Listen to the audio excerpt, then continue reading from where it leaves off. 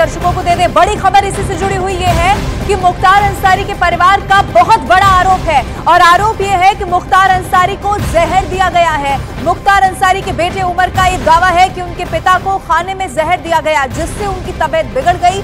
इतना ही नहीं, उन्होंने यहां तक दावा किया कि उनके पिता मुख्तार अंसारी ने उन्हें खुद बताया था कि जेल में उन्हें जहर दिया जा रहा है। ये बड़ी खबर है और बहुत बड़ा आरोप भी यहां पर लगाया गया है। खाने में जहर देने का परिवार ने आरोप लगाया और कहा कि उसके बाद ही तबीयत बिगड़ी और उसके बाद खबर ये आई कि उनकी मौत हो चुकी है।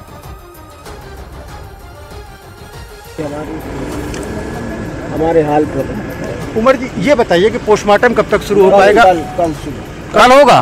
कल सुबह होगा। नहीं, न्यायालय में बता रहे हैं। जी जी जी।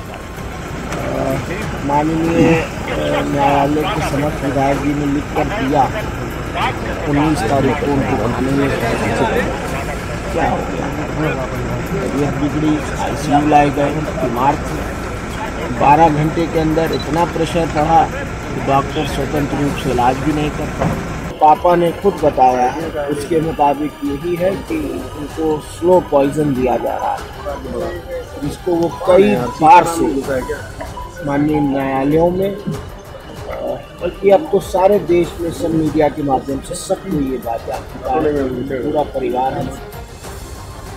अमित लाइव मेरे साथ मौजूद है। अमित, जो आरोप मुख्तार अंसारी के बेटे ने लगाया है, इसको लेकर राजनीति भी बहुत हो रही है। जो तमाम पार्टियां हैं उनकी तरफ से बयान दिया जा रहा है कि स्लो पॉइजन को लेकर शिकायत पहले भी दर्ज कराई गई थी, फिर आखिर इस पर जांच क्यों नहीं की गई?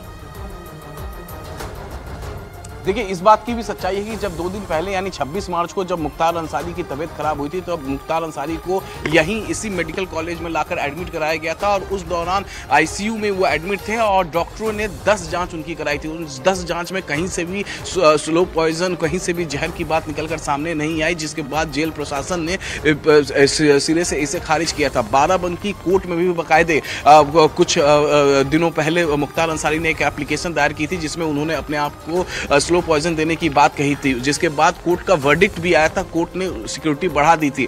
तो मुख्तार अंसारी का जो हाई सिक्योरिटी सेल है उसके बाहर सिक्योरिटी बढ़ा दी गई थी। साथ ही साथ CCTV से लगातार मुख्तार अंसारी पर निगरानी रखी जा रही थी। बांदा जेल प्रशासन तो निगरानी रख ही रहा था, साथ ही साथ लखनऊ से भी लगातार निगरानी रखी जा रही थी। तो ऐसे में अब जेल प्रशासन की तरफ से साफ कहा गया कि उनके पास एविडेंस है, उनको किसी भी तरीके से जहर नहीं दिया जा रहा है। जो मेन वजह बताई जा रही है मुख्तार अंसारी की मौत की कि मुख्तार अंसारी रोजा थे। जब 2 दिन पहले उन्हें लाकर यही मेडिकल कॉलेज में एडमिट कराया गया था तो उस दौरान डॉक्टरों ने मुख्तार अंसारी से रोजा न रहने की बात कही थी, लेकिन मुख्तार अंसारी नहीं माने, वो लगातार रोजा थे। जिसके बाद जो उनकी स्वास्थ्य है वो लगातार गिरता रहा, स्वास्थ्य डाउन होता रहा और कल पेट दर्द की शिकायत हुई, अब वो असहज हुए, गिर गए, बेहोश हुए, उसका जेल प्रशासन यहाँ लेकर आया, CCU में यानी कि वो रोजे में थे और उनकी थोड़ी तबीयत यहाँ से बिगड़ती है। ये जैसी जानकारी आप दे रहे हैं। आप बने रहिए अमित, मैं लौटूंगी आपके पास। मुख्तार की मौत के बाद उत्तर प्रदेश के मुख्यमंत्री योगी आदित्यनाथ ने अपने आवास पर बैठक बुलाई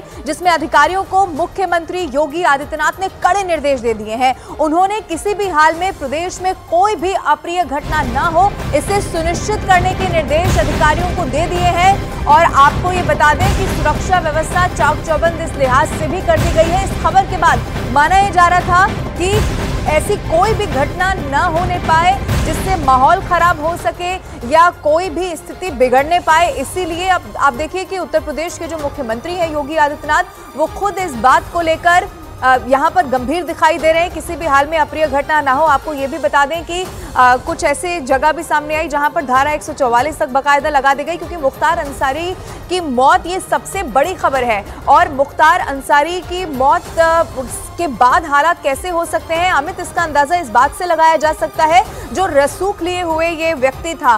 क्योंकि आप देखिए 2 बार उम्र कैद की सजा जरूर हुई होगी लेकिन एक लंबा अरसा रहा अमित जब वो जेल में रहकर भी बस नॉमिनेशन फाइल करते हैं और जेल में रहकर कोई चुनाव प्रचार नहीं होता लेकिन चुनाव जीत जाते हैं, विधायक बन जाते हैं। तो एक रॉबिन हुड वाली जो छवि हमेशा से मुख्तार अंसारी ने बनाने की कोशिश की, यानी कि आप अपराध भी करते रहिए और अपने जो लोग हैं अपने इलाके के उनको भी साथ में लेकर चलते रहिए और उसमें वो लंबे समय तक कामयाब भी हुए।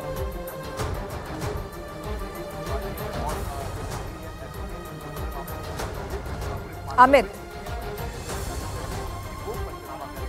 जी हाँ, देखिए रॉबिन हुड वाली छवि की आप बात कर रहे हैं तो वो रॉबिन हुड ही नहीं, वो जिस पर हाथ रख देते थे, जिस कैंडिडेट को वो चाहते थे कि वो कैंडिडेट जीते या वो कैंडिडेट हारे, पूर्वांचल से वही कैंडिडेट जीतता था, वही उम्मीदवार हारता था। तो जाहिर तौर पे रॉबिन हुड की छवि मुख्तार अंसारी की कई दशक तक पूर्वांचल में बनी हुई थी।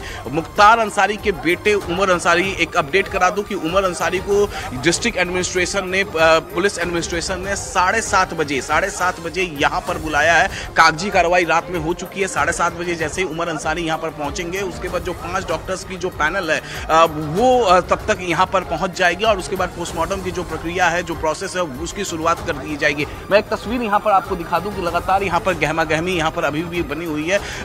आला अधिकारी, एडीएम रैंक के अधिकारी बीती रात यहाँ पर मौजूद थे और वो लगातार पूरी रात एडीएम रैंक के अधिकारी यहीं पर थे। और देखिए किस तरीके से उत्तर प्रदेश पुलिस के जवान चुस्त दुरुस्त हैं, किसी को भी आगे जाने नहीं दिया जा रहा है। सिर्फ उमर अंसारी यहाँ पर आएंगे और उमर अंसारी जो ये बैरिकेटिंग आप देख पा रही हैं, इस बैरिकेटिंग को पार केवल उमर अंसारी कर पाएंगे। और वीडियोग्राफी होगी मुख्तार अंसारी के पोस्टमार्टम के, और वीडियोग्राफी जब पूरी तरीके से कंप्लीट हो जाएगी, देखिए यहाँ पर और भी बैरिकेटिंग यहाँ पर लगाई जा रही है इस वक्त मोर्चरी के बाहर।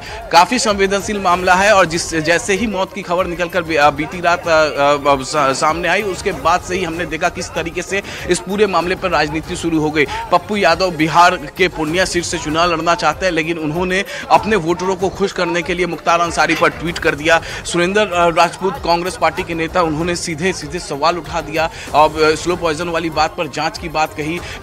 अमीक जमई जो कि समाजवादी पार्टी के नेता हैं, उन्होंने सीधे सवाल उठाया। हालांकि जो समाजवादी पार्टी का जो ऑफिशियल ट्वीट था, वो ट्वीट बहुत सधा हुआ ट्वीट था, लेकिन अब जांच तो होगी, इसमें कोई दो राय नहीं है। जब 2 दिन पहले जब मुख्तार अंसारी को यहाँ पर एडमिट कराया गया था, उस दौरान भी जांच हुई थी, 10 टेस्ट किए गए थे, स्लो पॉइजन की कहीं से बात निकलकर सामने नहीं आई थी।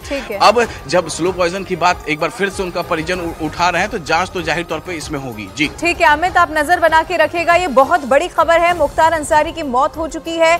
अब चूंकि जैसा आप जानकारी दे रहे हैं, 8 बजे का वो वक्त होगा जब 5 डॉक्टर्स का पैनल पोस्टमार्टम शुरू करने वाला है। इस खबर पर नजर बनी रहेगी, बने रहिए अमित हमारे साथ।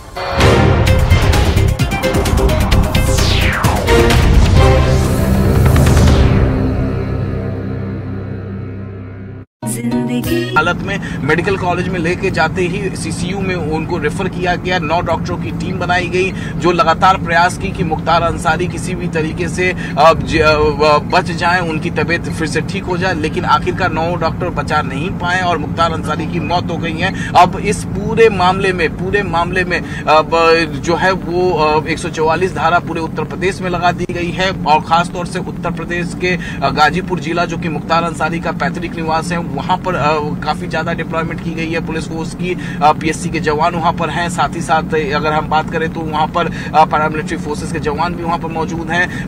आजमगढ़ जिले में लगातार पेट्रोलिंग हो रही है, मऊ जिले में लगातार पेट्रोलिंग हो रही है और बांदा मेडिकल कॉलेज में केवल उन्हीं लोगों को अंदर जाने दिया जा रहा है जो परिचित हैं, जो नोन चेहरे हैं। बाकी जिनको नहीं जानते हैं, जिनको इमरजेंसी नहीं है अस्पताल में जाने की, उन्हें नहीं जाने दिया जा रहा है। तो पूरी तरीके से कहीं से भी कोई अप्रिय घटना ना हो, उसको ध्यान में रख के उत्तर प्रदेश पुलिस लगातार काम कर रही है। सोशल मीडिया पर लगातार नजर बनाए हुए है उत्तर प्रदेश पुलिस की कोई भड़काऊ पोस्ट ना हो, जिससे अफवाह ना फैले। और न्यूज 18 इंडिया भी लगातार अपने दर्शकों से अपील कर रहा है कि किसी के भी भड़काऊ पोस्ट पे वो ना जाए, क्योंकि 2 दिन पहले ही 26 तारीख को जब मुख्तार अंसारी की तबीयत खराब हुई थी, तो उस दौरान मुख्तार अंसारी को अस्पताल में जेल प्रशासन लेकर गया था। उसी दौरान भरसक जो डॉक्टर थे वो आईसीयू के अंदर लेकर गए